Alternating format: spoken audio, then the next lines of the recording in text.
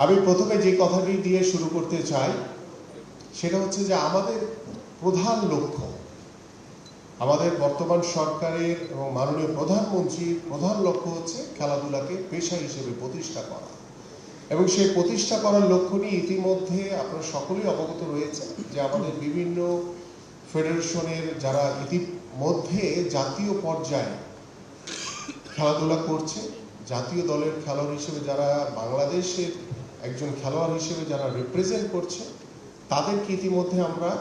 ৩০০ জনকে ক্রীড়া ভাতার আওতায় অন্তর্ভুক্ত করেছি। এবং আমরা পর্যায়ক্রমে আমরা আরও প্রায় ২০০ জন ক্রীড়াবিদ আমরা চেষ্টা করছি, কোচ এবং রেফারিজ যারা রয়েছেন তাদেরকেও এই ক্রীড়া ভাতার ভিতরে অন্তর্ভুক্ত করা।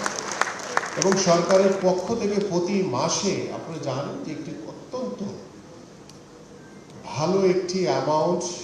আমরা ক্রীড়া ভাতা বাবদ আমাদের সকল জাতীয় খেলোয়াড়দেরকে প্রদান করছি। এবং এই প্রদানের মধ্য দিয়ে আমরা ইতিমধ্যে আমরা তৃণমূল পর্যায়ে এবং আগামী বাংলাদেশে যে পড়াশোনার পাশাপাশি খেলাধুলাকেও যাতে পেশা হিসেবে বেছে নিতে পারে, প্রত্যেকটি বাবা মা যাতে স্বতঃস্ফূর্তভাবে সেই সন্তানকে খেলাধুলাকে পেশা হিসেবে প্রতিষ্ঠার জন্য যাতে উদ্বুদ্ধ করতে পারে, সেই কার্যক্রম ইতিমধ্যে আমরা হাতে নিয়েছি। এবং আমার কাছে একটি চিরকুট এসছে যে সাংবাদিকদের পক্ষ থেকে যে গত ৬ মাসে আমাদের এই মন্ত্রণালয়ের কার্যক্রমের কি লক্ষ্য কি বাস্তবায়ন করেছে, এবং সেটির প্রথম দিয়ে আমি শুরু করেছি যে আমাদের খেলাধুলাকে পেশা হিসেবে প্রতিষ্ঠিত করা। দ্বিতীয় হচ্ছে আপনারা জানেন যে ইতিমধ্যে আমরা নতুন করে স্পোর্টস প্রথম আসর অত্যন্ত সফলতার সহিত আপনাদের সার্বিক সহযোগিতার মাধ্যমে আমরা শেষ করতে পেরেছি। এবং আপনারা জানেন যে ২রা মে সিলেট থেকে একযোগে আমাদের মাননীয় প্রধানমন্ত্রী যারা তারেক রহমান ৬৪টি জেলায় এই প্রথম আসর নতুন করে স্পোর্টস উদ্বোধন করেছিলেন। এবং পর্যায়ক্রমে আমরা প্রথম পর্যায়ে আমরা উপজেলা পর্যায়ে দল গঠন করে জেলা পর্যায়ে খেলা হয়েছে, জেলা শেষ করে বিভাগীয় পর্যায়ে, এবং বিভাগ শেষ করে আমরা জাতীয় পর্যায়ে মাননীয় প্রধানমন্ত্রীর উপস্থিতিতে আমরা জাতীয়ভাবে যারা নতুন করে স্পোর্টসে পুরস্কৃত হয়েছে তাদেরকে পুরস্কার প্রদান করেছি আমরা আর্মি স্টেডিয়ামে। এবং সেখানেও আপনারা সবাই উপস্থিত ছিলেন, আপনাদের সকলে সহযোগিতার মাধ্যমে আমরা চমৎকারভাবে সেই ফাইনাল রাউন্ডটি শেষ করতে পেরেছি। যদিও আমাদের নতুন করে দ্বিতীয় আসরের ইতিমধ্যে অনলাইন কার্যক্রম চলমান রয়েছে, এবং সেই অনলাইন কার্যক্রমের মধ্য দিয়ে ইতিমধ্যে আমাদের রেজিস্ট্রেশন কার্যক্রম চলমান, এবং আমরা দ্বিতীয় আসরটি একটু আরও ব্যাপকভাবে করতে চাই। আমরা প্রথমত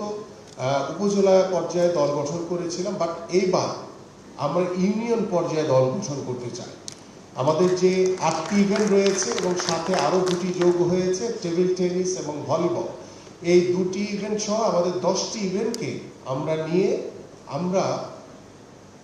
ইউনিয়ন পর্যায়ে দল গঠন করে আমরা প্রায় ৪৫৯৯টা ইউনিয়নে আমরা দল গঠনের মাধ্যমে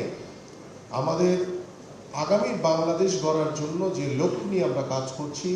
আগামী বাংলাদেশে ক্রীড়াঙ্গনকে একটি সুউচ্চ জায়গায় প্রতিষ্ঠিত করার জন্য নিয়ে যে আমরা কাজ করছি, আমরা দৃঢ়ভাবে বিশ্বাস করি সেই ইউনিয়ন পর্যায়ে তৃণমূলে ছড়িয়ে ছিটিয়ে থাকা সেই প্রতিভাবান খেলোয়াড়দের অংশগ্রহণের মাধ্যমে আমরা দ্বিতীয় আসরে প্রায় ১৪ লক্ষ পার্টিসিপেশন ইনশাল্লাহ অংশগ্রহণ করবে, আমরা এটুকু দৃঢ়ভাবে বিশ্বাস করতে পারি ইনশাল্লাহ। এবং আমরা আশা করছি যে অক্টোবরের ফার্স্ট উইকে আমরা হয়তোবা দ্বিতীয় আসরের আনুষ্ঠানিকভাবে মাননীয় প্রধানমন্ত্রীর সানুগ্রহ অনুমতিক্রমে ইনশাল্লাহ আমরা উদ্বোধন করব। এবং আমাদের আরও যে বিষয়টি রয়েছে উল্লেখযোগ্য সেটি হচ্ছে যে খেলার মাঠ। আপনারা ইতিমধ্যে জানেন যে আমরা আমাদের যে ৩০০ জন সংসদ সদস্য রয়েছে এবং আমাদের প্রত্যেকটি জেলার জেলা প্রশাসক এবং ইউনো যারা রয়েছে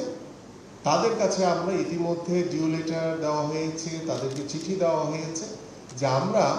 ৪৫৯৯টা ইউনিয়নে আমরা একটি করে খেলার মাঠ তৈরি করতে চাই। এবং সেই খেলার মাঠ তৈরি করার মাধ্যমে